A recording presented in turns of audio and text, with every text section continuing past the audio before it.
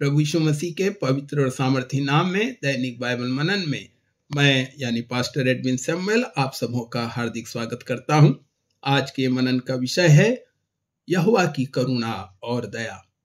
मेरे प्रिय भाई और बहनों, हमारे रोज बरोज के जीवन में हमें परमेश्वर की दया और करुणा की बहुत ही आवश्यकता होती है। आज यदि हम जीवित हैं तो यह भी परमेश्वर की दया और अनुग्रह के कारण ही है। हमने अपने जीवन में जो आशीषें पाई है वह भी हमें परमेश्वर की दया और अनुग्रह के द्वारा ही मिला है। लूका रचित सुसमाचार 1 अध्याय 58 पद में हम इलीशिबा के बारे में पढ़ते हैं कि वह निर्दोष और धर्मी स्त्री होने के बावजूद भी उसे प्रभु की बड़ी दया और करुणा प्राप्त होने पर ही उसने एक पुत्र को जन्म दिया। और यह भी प्रभु की करुणा है कि मरियम के द्वारा प्रभु यीशु मसीह का जन्म हुआ। मेरे प्रिय भाई और बहनों, हम पर जब तक परमेश्वर का अनुग्रह ना हो तब तक हम अपने जीवन में कुछ भी नहीं कर सकते हैं। भजन संहिता 103 अध्याय 8 और 10 वचन में इस प्रकार से लिखा हुआ है कि यहोवा दयालु और अनुग्रहकारी, विलंब से कोप करने वाला और अति करुणामय है। उसने हमारे पापों के अनुसार हमसे व्यवहार नहीं किया और ना हमारे अधर्म के कामों के अनुसार हमको बदला दिया है। प्रियों, आज के मनन में हम इस बात पर ध्यान करेंगे कि यदि हम चाहते हैं कि परमेश्वर की दया और करुणा हमारे जीवन में बनी रहे तो हमें किस प्रकार अपने जीवन को व्यतीत करना चाहिए या हमें क्या करना चाहिए। पहली बात है प्रियों, वह है हमें परमेश्वर का भय मानना चाहिए। भजन संहिता 103 अध्याय उसके 11 और 13 और 17 पद में इस प्रकार से लिखा हुआ है। मैं पहले 11 वचन को पढ़ता हूं। जैसे आकाश पृथ्वी के ऊपर ऊंचा है वैसे ही उसकी करुणा उसके डरवैयों के ऊपर प्रबल है। 13 वचन, जैसे पिता अपने बालकों पर दया करता है वैसे ही यहोवा अपने डरवैयों पर दया करता है। 17 वचन, परंतु यहोवा की करुणा उसके डरवैयों पर युग युग और उसका धर्म उनके नाती पोतों पर प्रकट होता रहता है। यहाँ पर यहोवा के डरवैयों का मतलब यह नहीं है कि केवल बाइबल पढ़ना, चर्च जाना या प्रार्थना करना, परंतु हमारे अंदर यह भय होना चाहिए कि परमेश्वर हमारे प्रत्येक कामों, बातों और विचारों को ध्यानपूर्वक देख रहा है। प्रेरितों के काम उसके 5वें अध्याय में हम हनन्याह और उसकी पत्नी सफीरा के विषय में पाते हैं, जिन्होंने मिलकर कुछ जमीन बेची और उसके दाम में से कुछ रुपया अपने पास छिपा कर रख दिया। और यह बात उसकी पत्नी को पता होने पर भी जैसे पति ने इनकार कर दिया उसी प्रकार से दोनों ने मिलकर पतरस से झूठ बोला कि इतने ही दाम में हमने उस भूमि को बेचा है। और इस कारण से दोनों परमेश्वर की करुणा से वंचित हो गए और दोनों मर गए।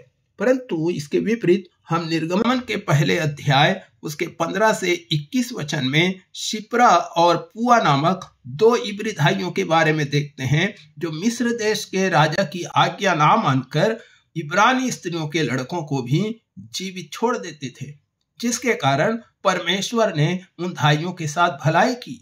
और वहां लिखा हुआ है कि वे लोग बढ़कर बहुत सामर्थी हो गए और परमेश्वर ने उनका घर बसाया।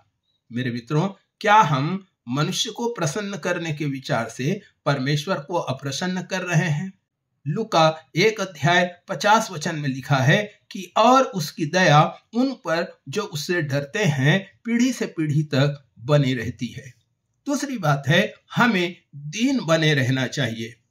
पहला पतरस 5:5 में लिखा है, परमेश्वर अभिमानियों का सामना करता है परंतु वह दीनों पर अनुग्रह करता है। नीति वचन 3:34 में बाइबल बताती है, ठट्ठा करने वालों से वह निश्चय ठट्ठा करता है और दीनों पर अनुग्रह करता है। मित्रों, हमें यह मान लेना चाहिए कि हम परमेश्वर के सम्मुख दीन अथवा शून्य के समान हैं। हमने जो प्राप्त किया है, उद्धार, आशीषें, ज्ञान, वरदान आदि सब कुछ हमें परमेश्वर की बड़ी दया और करुणा से मिली है। परंतु कई बार शैतान बड़ी चतुराई से हमें घमंडी बनाकर प्रभु की करुणा से हमें दूर करने का प्रयास करता है। इसलिए परमेश्वर के सम्मुख हमें अपने आप को दीन बनाकर रखना चाहिए।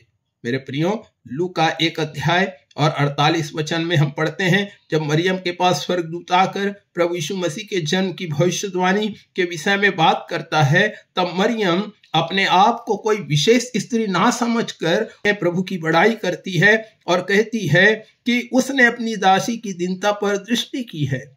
उसने अपनी सामर्थ्यपूर्ण भुजा से महान कार्य किए हैं, और जो अपने आप को बड़ा समझते थे उसने उन्हें तितर बितर किया। उसने बलवानों को सिंहासन से नीचे गिरा दिया, परंतु दीनों को ऊंचा किया। उसने जैसा हमारे पूर्वजों से कहा था कि वह अब्राहम और उसके वंश पर सदा दया करेगा, वैसे ही उसने किया और अपनी दया को स्मरण किया। तो यदि हम चाहते हैं कि परमेश्वर हम पर दया करे, अनुग्रह करे, तो दूसरा काम हमें करना है, हमें दीन बने रहना है। तीसरी बात है, हमें परमेश्वर पर विश्वास करना चाहिए। मत्ती रचित सुसमाचार 15 अध्याय 22 से 28 में हम देखते हैं कि किस प्रकार एक कनानी स्त्री प्रभु यीशु मसीह के पास आकर चिल्लाकर कहती है कि हे प्रभु, दाऊद की संतान, मुझ पर दया कर, मेरी बेटी को एक दुष्टात्मा बहुत सता रहा है। परंतु यीशु ने उसे कुछ उत्तर नहीं दिया, परंतु वह स्त्री पास आकर यीशु को प्रणाम करती है और वो कहती है, हे प्रभु, मेरी सहायता कर। यीशु ने उत्तर दिया कि बच्चों की रोटी लेकर कुत्तों के आगे डालना उचित नहीं। तब उस स्त्री ने कहा, सच है प्रभु, पर कुत्ते भी वह चूर चार खाते हैं जो उनके स्वामियों की मेज से गिरता है। इस पर प्रभु यीशु मसीह ने उसको उत्तर दिया, हे स्त्री, तेरा विश्वास बड़ा है, जैसे तू चाहती है तेरे लिए वैसा ही हो। और उसकी बेटी उसी समय अच्छी हो गई। उसी तरह जब हम भी अपने किसी भी जरूरतों के लिए परमेश्वर से विश्वास पूर्वक मांगेंगे, प्रार्थना करेंगे, तो वह हम पर दया करेगा। भजन संहिता 106 के 1 में लिखा हुआ है, यहोवा की स्तुति करो, यहोवा का धन्यवाद करो, क्योंकि वह भला है और उसकी करुणा सदा की है। भजन संहिता 107 अध्याय और उसके 15 वचन में लिखा है कि लोग यहोवा की करुणा के कारण और उन आश्चर्य कर्मों के कारण जो वह मनुष्यों के लिए करता है उसका धन्यवाद करें। भजन संहिता 118 के 4 में लिखा है, यहोवा के डरवैये कहें, उसकी करुणा सदा की है। भजन संहिता 103 के 7 में प्रभु का वचन कहता है, हे इस्राएल, यहोवा पर आशा लगाए रहे, क्योंकि यहोवा करुणा करने वाला और पूरा छुटकारा देने वाला परमेश्वर है। तो हमने मेरे प्रियो आज के मनन में 3 बातों को सीखा कि यदि हम चाहते हैं कि परमेश्वर की दया, करुणा और अनुग्रह हमारे जीवन में बना रहे, तो पहला काम हमें करना है, हमें परमेश्वर का भय मानना है। दूसरी बात है, हमें नम्र और दीन बने रहना है।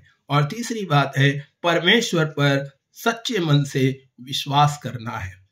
प्रभु हम सबों की सहायता करे ताकि हम भी इन 3 बातों को अपने जीवन में अपनाने पाएं, जिससे हम परमेश्वर के अनुग्रह को, दया को अपने जीवन में, अपने परिवार में देखने पाएं। प्रभु आप सबको बहुत आशीष दे।